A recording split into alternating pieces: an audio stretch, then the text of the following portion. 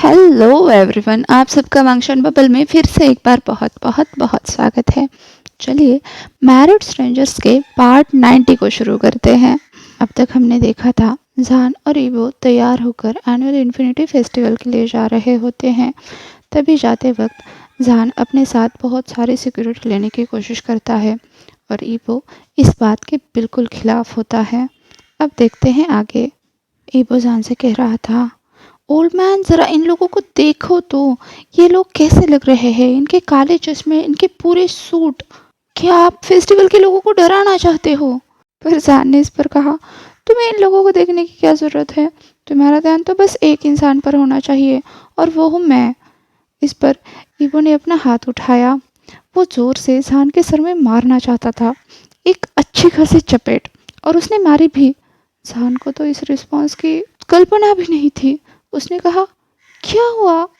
तुमने मुझे मारा क्यों लव? जान के चेहरे पर एक बड़ा वाला पाउट आ गया। तो ईवो ने कहा, क्योंकि आपके साथ यही होना चाहिए। अब तो जान का पाउट और भी बढ़ गया। उसने कहा, मैंने क्या किया लव? जान को बिल्कुल भी समझ नहीं आ रहा था कि ईवो क्या कहना चाह रहा था, इसलिए ईवो विस्तार से उसे बताने लगा। इन लोगों को ऐसे हमारे साथ देखकर वहाँ के लोग डर नहीं जाएंगे? जान ने कहा, ओह अब समझा। ईवो तुरंत चमचमाती आंखों के साथ बोला, तो इसका मतलब ये सब हमारे साथ नहीं आएंगे? जान ने कहा, आएंगे ईवो। अब भी जान उन्हें लेने की कोशिश कर रहा है। ये ईवो की समझ से बाहर था। उसने पूछा, क्यों? तो जान ने कहा, क्योंकि सिक्योरिटी बहुत ज़रूरी होती है। ईवो तो अभी भी मानने के मूड में नहीं था, पर जान उसके गाल पर हाथ फिराते हुए बोला, बेबी हम दोनों कॉमनर नहीं हैं। इस पर ईवो चिढ़ते हुए बोला, पर मैं इस फेस्टिवल को कॉमनर की तरह एंजॉय करना चाहता हूँ। अब जान ईवो के माथे पर जो बाल आ रहे थे उन्हें सुलगाते हुए बोला, मैं एक बहुत बड़े कॉर्पोरेशन शाओ कॉर्पोरेशन का सीईओ हूँ और तुम मेरे हस्बैंड हो, एक्टर वांग ईवो। हम हमारी सिक्योरिटी को ऐसे हल्के में नहीं ले सकते, इसीलिए हमें अपनी प्राइवेसी सेफ रखने के लिए कुछ प्रिकॉशंस लेने पड़ेंगे और हमारी सिक्योरिटी टीम को भी हमारे साथ ले जाना पड़ेगा। ईवो ने कहा, पर क्या हम इससे कॉमन लोगों की तरह एंजॉय कर पाएंगे? तब जान ने जॉन की तरफ देखा और जॉन तुरंत आगे आते हुए बोला, वो सर आप चिंता मत कीजिए, हम सब लोग आम कपड़ों में आएंगे और कोई भी आपके ज़्यादा करीब नहीं होगा। ये बात सुनकर जान भी मुस्कुराया और ईवो की तरफ देखकर उसने पूछा, क्या इससे काम बन जाएगा स्वीटी? वैसे तो ईवो इस बात के लिए कभी नहीं मानता, क्योंकि वो अपनी छुट्टियाँ एक आम आदमी की तरह जीना चाहता था। पर जान की बात सुनकर वो ये जान गया कि वो अपने ओल्ड मैन के सामने बिल्कुल नहीं जीत सकता, और जान का आइडिया भी वैसे अच्छा ही था।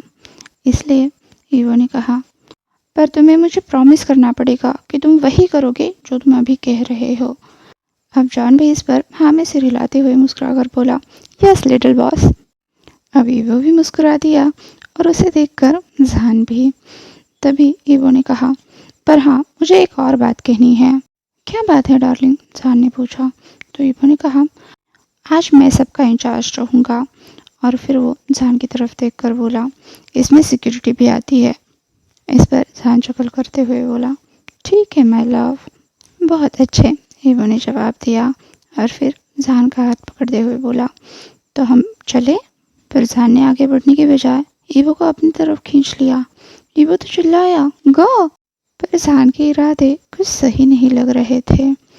उसने शक्ल करके अपने हाथ ईवो की कमर पर रखे और उसे अपनी तरफ खींच लिया। ईवो तो कांप उठा, पर जान ने जल्द ही उसे अपनी तरफ खींचकर उसके कान में कहा, तुम्हें पता है? हाँ? ईवो तो कुछ बोल ही नहीं पाया। तभी जान ने मुस्कुराकर कहा, तुम तो तभी से इस सब के इंचार्ज बन गए हो जब से तुमने इस दिल को जीत लिया है। जान ने तुरंत झुककर ईवो के लिप्स कैप्चर करने के लिए। ईवो का दिल जो जान की बातों से इतने ज़ोर से धड़क रहा था, उसने देखा जान उसकी तरफ झुक रहा है। वो तुरंत उसकी बाहों से निकलना चाहता था। उसने कहा, मिस्टर सेन। ईवो की बात सुनकर जान के माथे पर शिकन आ गई। उसने कहा, तो ईवो ने कहा, मिस्टर शॉ, हमें देर हो रही है। उसने जॉन को घड़ी दिखाई जिसमें 6:15 बज रहे थे।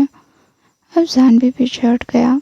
उसने जॉन की तरफ देखा तो जॉन ने नोट किया और अब ये कपल फेस्टिवल के लिए निकला और फाइनली 15 मिनट के बाद वो फेस्टिवल वाली जगह पर पहुंच गए। वो नज़ारा देखकर तो जॉन बस देखता ही रह गया।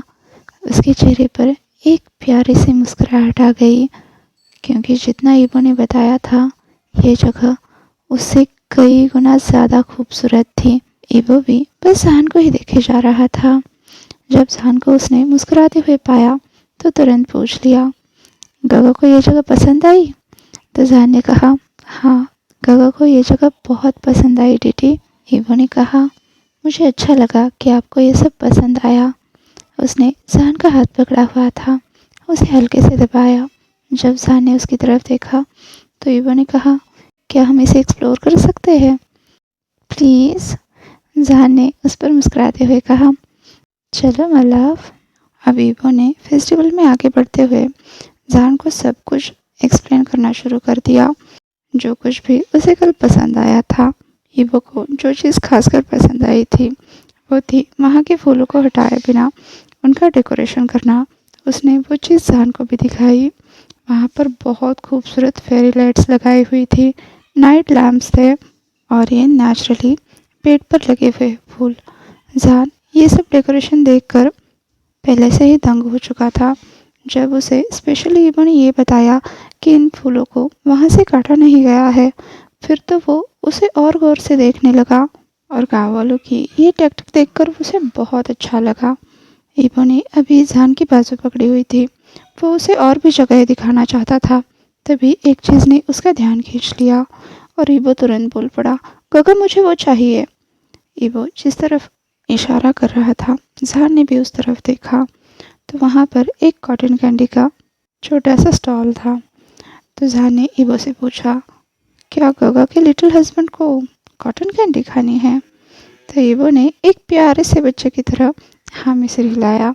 तो जॉन ने कहा, ठीक है। इस पर इबो बिल्कुल छोटे बच्चे की तरह जंप कर गया और तुरंत जॉन को खींचते हुए उस स्टॉल की तरफ ले गया। उस स्टॉल पर पहुंचकर इबो बिल्कुल बच्चों जैसी उत्सुकता से वहाँ की सारी चीज़ें देखने लगा। फिर तभी उसे एक बात याद आई। जब वो छोटा था अपने पेरेंट्स के साथ ऐसी किसी जगह पर जाया करता था। वहाँ पर उसकी फेवरेट थी कॉटन कैंडी और बाकी के स्वीट्स भी। वो हमेशा ज़िद किया करता था कि उसे कॉटन कैंडी खानी है और उसके पेरेंट्स उसे दिलाया भी करते थे। पर सबसे ज़रूरी बात ये थी कि वो कॉटन कैंडी हमेशा अपने पेरेंट्स के बीच में बैठकर खाया करता, जो प्यार से उसे देखा करते। इबो कभी कभी अपने पेरेंट्स के साथ उस कॉटन कैंडी को शेयर भी करता। अपने पेरेंट्स की इस प्यारी सी याद से इबो की आंखें नम हो गई। साथ ही उसने जॉन का हाथ टाइटली पकड़ लिया। जब जॉन को यह महसूस हुआ उसने तुरंत इबो की तरफ देखा तो उसकी आंखें नम पाई। उसने तुरंत पूछा, लिटिल वन तुम ठीक तो हो ना? जॉन के हाथ इबो के गाल पर थे, जिनका स्पर्श पाकर इबो भी तुरंत ख्यालों से बाहर आ गया और उसने जवाब दिया, पर जॉन अभी भी परेशान था, जो उसके चेहरे पर साफ दिखाई दे रहा था। ये बात जानकर इबो ने तुरंत जवाब दिया, मैं बिल्कुल ठीक हूँगा। तभी इबो का ध्यान गया कि उस स्टॉल की तरफ बाकी लोग भी जा रहे हैं। तो उसने तुरंत जॉन से कहा, चलो चलते हैं गा, वरना यहाँ पर बहुत सारे लोग आ जाएंगे।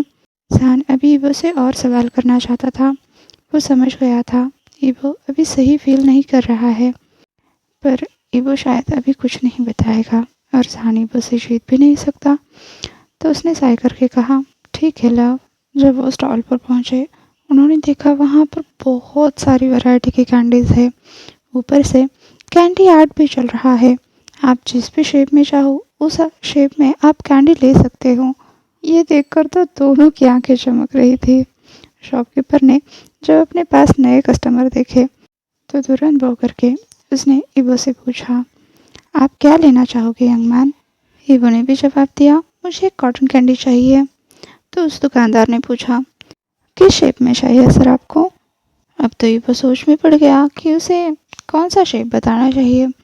तभी उसकी नज़र जॉन पर गई, जो अभी भी स्टॉल को बड़े गौर से देख रहा था। तभी इबो को एक नटखट आइडिया आया। उसने कहा, मुझे बनी के शेप में कॉटन कैंडी चाहिए। इधर जहान तो इतना बिजी था कि ईवो की नटखट मुस्कुराहट देखना भूल ही गया। और जब ईवो ने कहा कि उसे बनी शेप में कॉटन कैंडी चाहिए, तब जहान चौंक कर गया। आंखें बड़ी बड़ी करके ईवो की तरफ देखने लगा। जहान की ये हालत देखकर ईवो ने बड़ी मुश्किल से अपनी हंसी रोकी। फिर कहा, बनी बहुत टेस्टी होते हैं ना हस्बैंड। अब तो जहान की बॉडी हीट करने लगी, पर इसका जवाब होते इससे पहले ही उस दुकानदार ने कहा, श्योर सर। और वो तुरंत अपने काम पर लग भी गया। उसने प्यारी सी बनी की एक कैंडी बनाई और ईवो के हाथ में दे दी। तब ईवो की आंखें भी बड़ी बड़ी हो गई। उसने वो कैंडी जहान की तरफ दिखाते हुए कहा, अभी देखो ये कितनी क्यूट है।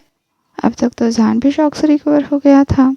उसने देखा ईवो कॉटन कैंडी की तारीफ कर रहा है, तो वो भी इस बात से मना नहीं कर पाया, क्योंकि वो कॉटन कैंडी सच में बहुत प्यारी थी। अब ईवो कैंडी एंजॉय करने लगा और जहान ने कैंडी के लिए पे किया।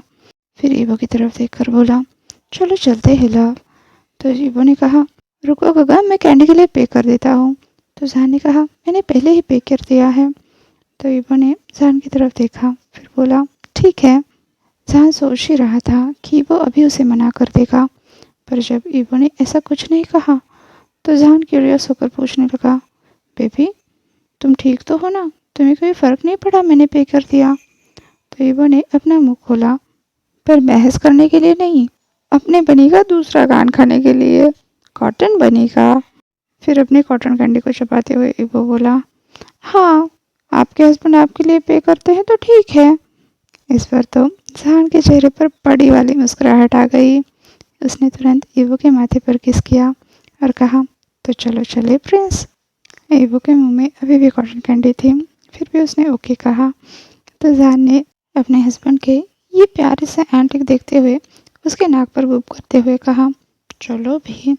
तो ईवो ने एक अच्छे पप्पी की तरह अपने जहान के साथ चलना शुरू किया और वो अब फेस्टिवल में आगे बढ़े। इस वक्त ईवो अपनी कॉटन कैंडी खाने में बिजी था और जहान अपने लिटिल हस्बैंड को देखने में। वो एक जगह से दूसरी जगह पर घूम रहे थे। तभी ईवो ने जहान के सामने कॉटन कैंडी पकड़ते हुए कहा, गागा इसे टेस्ट करो। इतनी देर से वो दोनों साथ घूम रहे थे और अब जाकर ईवो को समझ आया कि उसने तो अपने हस्बैंड से पूछा ही नहीं। अब ईवो की एक्साइटमेंट देखकर जहान ने भी तुरंत एक बाइट ले लिया और ईवो को जवाब दिया, ये तो टेस्टी है बोबो। तब ईवो ने कॉटन कैंडी का एक और बाइट लिया और उसके गाल फूल गए। वो इतना प्यारा दिख रहा था कि अब जहां से रहा ही नहीं गया। उसने तुरंत एक बाइट लिया और कहा, पर इससे ज़्यादा नहीं। ईवो जो चिल्ला रहा था, ओल्ड मैन। जहान के इतना कहते ही वो शर्मा गया। फिर जहान को हल्के से पंच करता हुआ बोला, शेमलेस। ये बात सुनकर तो जहान की हंसी छूट गई, पर तभी उसके दिमाग में एक और ख्याल आया और उसने ईवो को पहले उसकी कॉटन कैंडी फिनिश करनी थी और फिर जाकर अपनी चुप्पी तोड़ी। उसने कहा, वो मेरे मन में एक सवाल है। तब ईवो ने पास ही के डस्टबिन में कॉटन कैंडी की स्टिक फेंकते हुए पूछा, और वो क्या है? तो जहान हल्के से ईवो की तरफ झुका और बोला, क्या वो बनी टेस्टी था? फिर उसने थोड़ा सा नीचे देखा और कहा, क्या ये बनी ज़्यादा टेस्टी है? जहान जहाँ देख रहा था ईवो भी उस तरफ देख रहा था। उसके कान अभी बहुत बुरी तरह से लाल हो गए थे। उसे ऐसा लग रहा था कि अभी वो अपने हस्बैंड का मर्डर कर देगा। और उसने कहा भी, मिस्टर सेन मैं आपकी जान ले लूँगा। माना कि उसका हस्बैंड सच में शेमलेस है, लेकिन यार बेशर्मी की भी कोई हद होती है। आज के लिए बस इतना ही। आपसे कल मिलती हूँ। तब तक के लिए अपना ख्याल रखिए। वीडियो पसंद आया हो तो लाइक शेयर और कमेंट कर दीजिए। और हाँ, अभी तक चैनल को सब्सक्राइब नहीं किया है तो सब्सक्राइब भी कर दीजिए। और फंक्शन बबल में खुश रहिए। Thank you.